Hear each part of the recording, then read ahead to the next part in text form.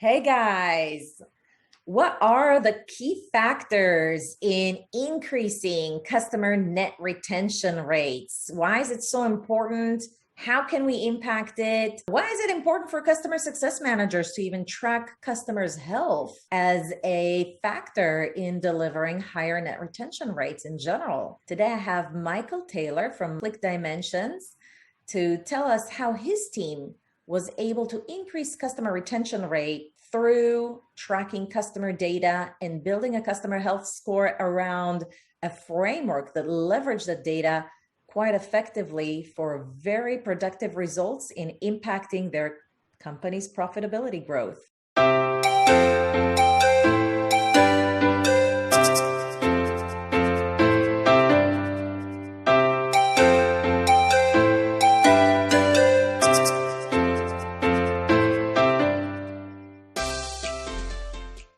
Michael, thank you so much for joining us today and sharing your expertise and your experience with this. Absolutely. Thank you for having me. Before we start, I'd like to remind everyone, subscribe to our YouTube channel for all the great videos that we produce on customer success.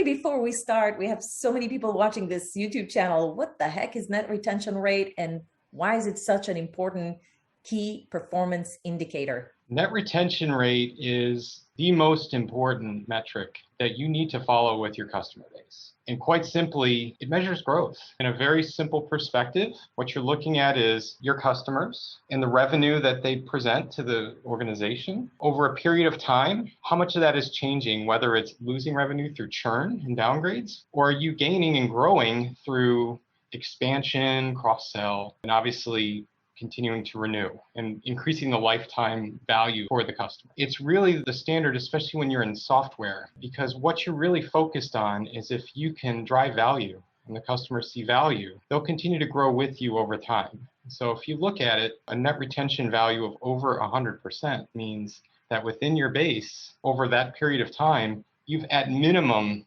kept all of your revenue. So anything you gain above that is pure growth. Understanding net retention and the components within and what it's telling us is really critical in terms of how you set your actions forward and how you determine your planning ahead in terms of continuing to evolve your relationship with your customers and how you make sure that you deliver more value so that they continue to be a lifetime partner and grow with you. Awesome. So essentially, instead of just tracking churn, which is either the number of customers that left us or the amount of revenues that we lost, or downsell, which is the partial churn, yes. Like they do less business with us. We kind of wanted to see, okay, the overall impact. If you take the expansion minus the churn, minus the downsell overall, yes. With everything that was renewed, did we do better than the previous period, previous month, previous quarter, previous year? Great. Do you hold your customer success team accountable for net retention rate, or just like other customer success teams, sometimes they just hold them accountable for churn, sometimes for other metrics? We currently have two incentives for our customer success managers. So there's two components in terms of the variable portion of comp. Number one, net retention itself. Historically, we looked at measuring retention rate, so everything excluding cross sales. Now we actually incorporate the entire net retention number. And then the second is actually customer health and driving and increasing customer health itself. Because what we've seen with that is there's a direct correlation between customer health and net retention. And we want the focus of the team to not necessarily be a sales team, but to really ensure that our first priority is engagement with our customers, that they're seeing value, and that we're doing everything we can to provide best practices and ensure that they're driving an adoption and the customers see value back by using our solution more. So those are the two key areas. And I would say that I think what's important to know about, again, net retention, like you said, is for everybody on the team, we want to make sure that they fully are understanding of the different components within, in which you talked about. So you have churn in and of itself and revenue loss to churn.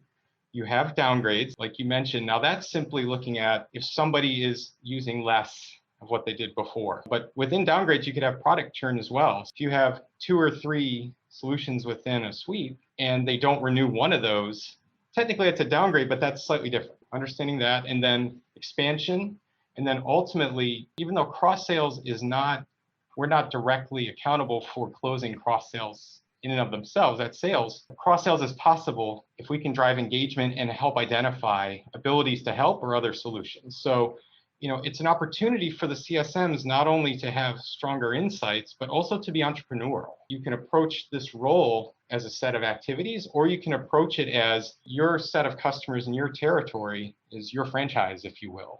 And your goal is to make sure everybody in your group is successful. And what can you do to help game plan that and do that? So to do that, net retention is actually a really great metric to leverage, because just understanding those pieces alone gives you such insights to understand, okay, what can I do next? Health score seems like is the leading indicator to the net retention rate.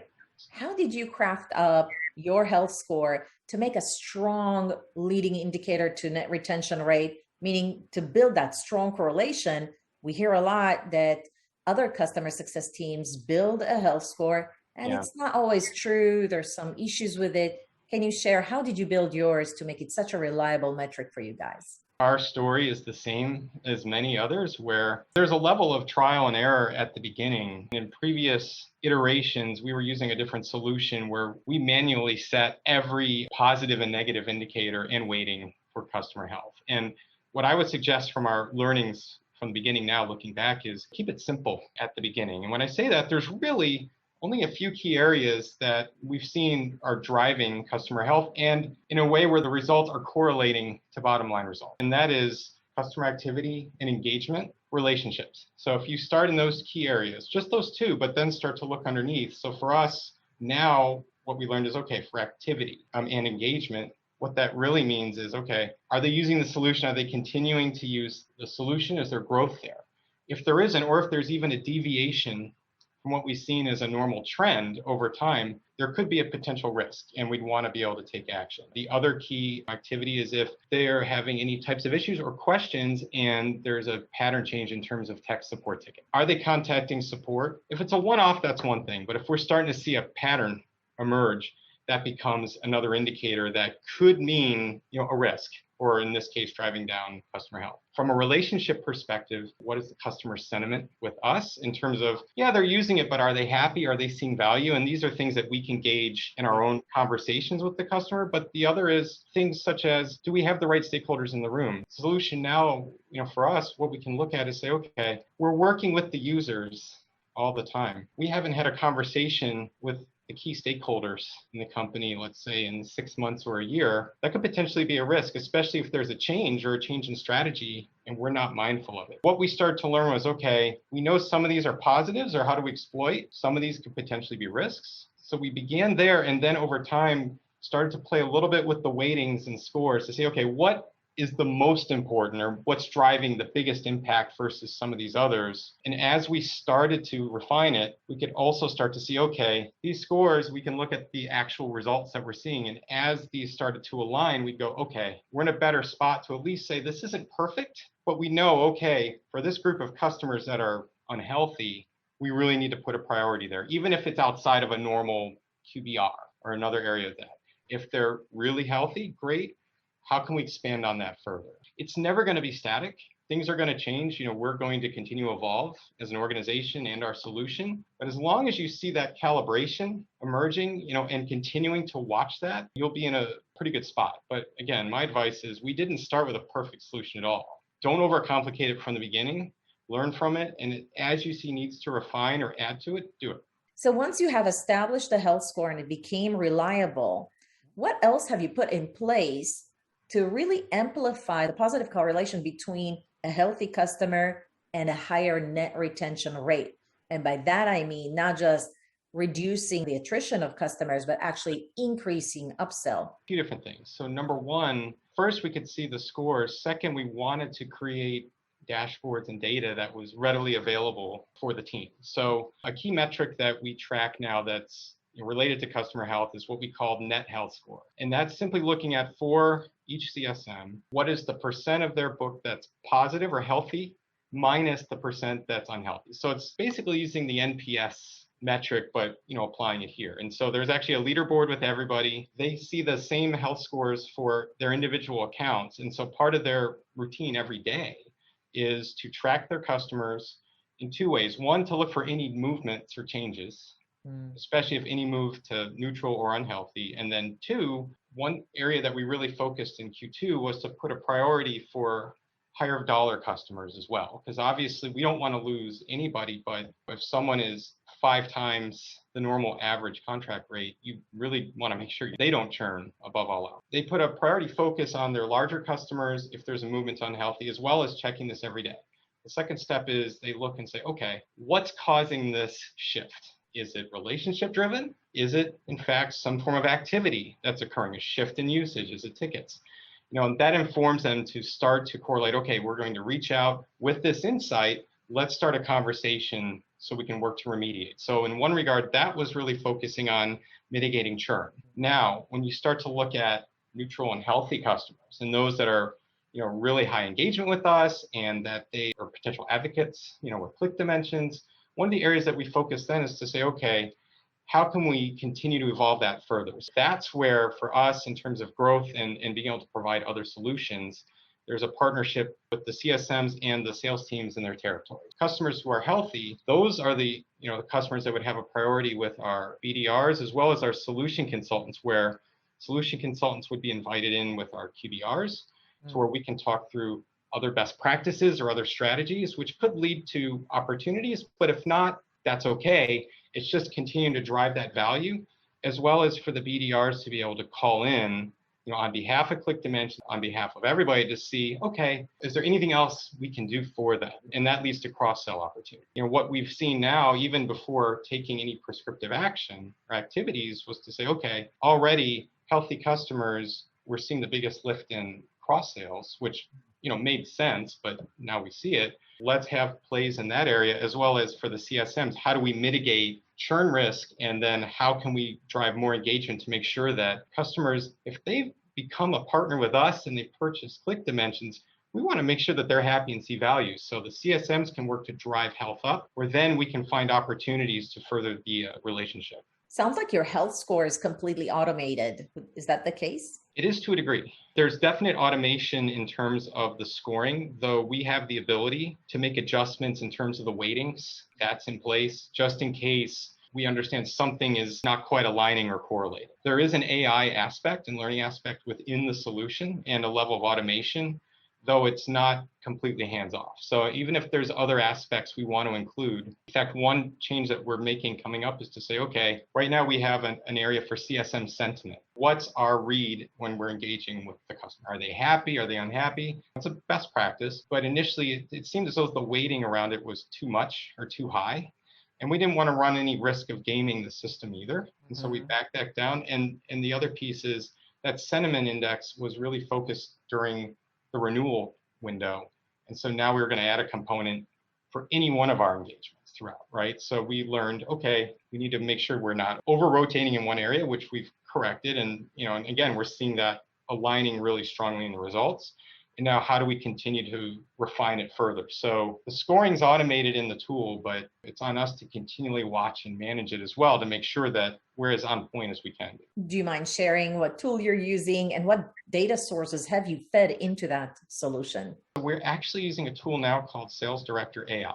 This solution is actually leveraged by the success team and a chunk of the sales organization as well, though that health score was created for success and it's been highly effective. In terms of the data in and of itself that we're leveraging, there's really 4 key areas. One is our CRM data. Second is our contract data. The third is usage itself. So that's coming from R&D. And then the fourth is the customer tickets are coming from Zendesk. So those areas that then we're combining together in terms of looking at health in Sales Director.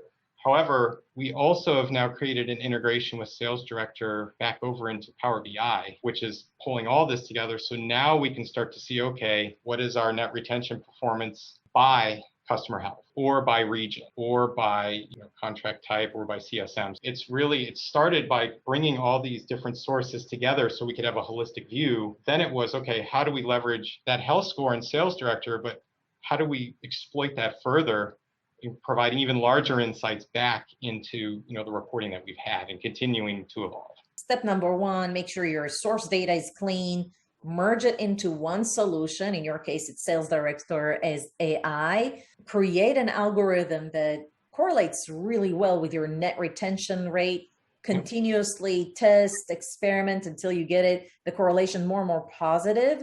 And Yes. then it sounds like you've done two things. On the one hand, you created specific playbooks, as we like to call it, or a standard of operations or processes for your CSMs, sales, and BDRs and solution consultant to say, if the client is not healthy or just neutral or very healthy, there's something that you need to do about it.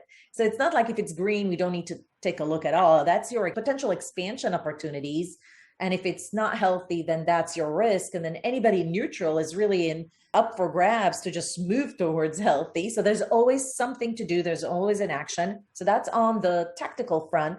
But then you pushed all the data also to Power BI so that on the management side, you can get insights on what's the overall makeup of the customer base, what's working, what doesn't, what do you need to do from a regional standpoint, from an industry standpoint, like different ways to slice and dice the data so you can make some strategic decisions. And I think that's why you're seeing the impact that you're seeing at ClickDimensions on your net retention rate. Because if you just build a health score, that's not enough. You need to be very prescriptive, not just with the CSM, but everybody that orchestrates this impact on net retention rate. And you need to have valuable insights to management to continuously change the strategy overall. Would you agree with that, Michael? I agreed. It's actually even slightly more than that. Power BI is not a management solution per se. Everybody has access. And so even for the CSMs, that's their primary view and resource. They have the ability to look at usage trends over time. They have the ability to look at the most recent success plans, the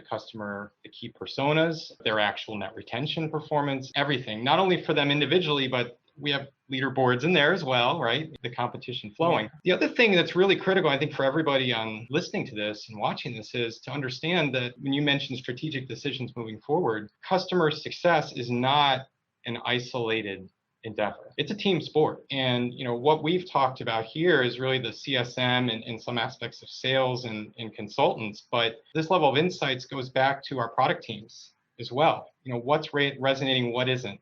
How do we continue to evolve our solution forward to really match the key users and our primary users that we have in terms of our customer profiles? From a finance perspective, from our CFO, where he can help break down these trends, what are some of the other strategies that we can look at? What does that mean for our forecasting moving forward? Back to our marketing teams as well. So we have very tight relationships with product marketing, with product management, back obviously with sales as well, but in these areas to make sure that what are we seeing in the competitive marketplace too? Are there new competitors emerging? Are there shifts?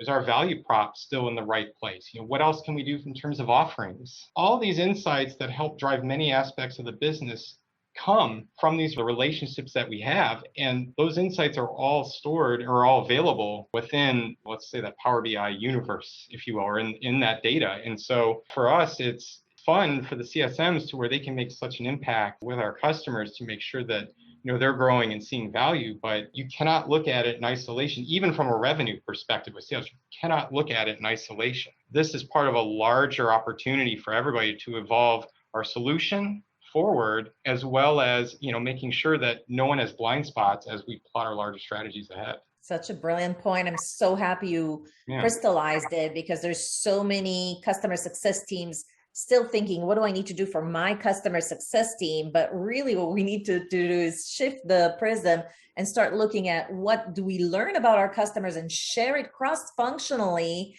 so we can transform the entire organization towards a culture of customer success.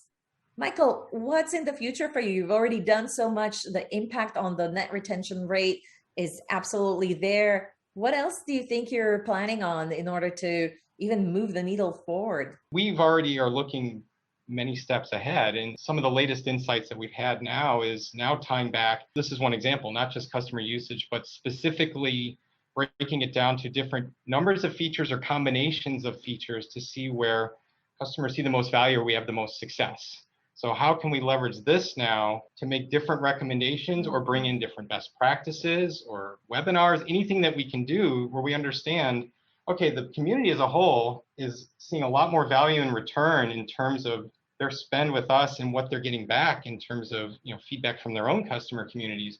How can we leverage that further? How can we be more prescriptive? I think the other piece to note is we've evolved from a marketing automation solution to more of a marketing analytics and services platform. That's going to continue to evolve and diversify. For us, how do you take advantage of that or understand what does that mean for our customers so that we can provide the best practices and be those advocates for them? And that definitely means the insights are going to evolve, but as we continue to evolve the solution and product, we're going to become more prescriptive as we go. Even if I look at the intel and the insights we have today for the team, or even how we're approaching our customers, it's still fairly consistent, or I don't want to say one size fits all, but that next turn of the corner as well is going to be depending on who you are with us in terms of your use case and your needs, to be able to get even more specific in those areas. I'm really looking forward to that, and with the teams too. It almost sounds like you're borrowing, marketing has this account-based marketing where you share the right content at the right time for prospects. We can borrow that framework into customer success, leverage usage data to see where patterns of usage to say, maybe they're interested in doing this use case, or they're trying to do this. Let me share this in a timely manner when it's really interesting for them. Yep. And doing account-based customer success. Because that's exactly right. That's exactly where we're going. Thanks, guys. Subscribe. Go to the description of the YouTube video below. We're going to have all the links to everything that Michael mentioned today. Michael, thank you so much. I'll see you in the next video.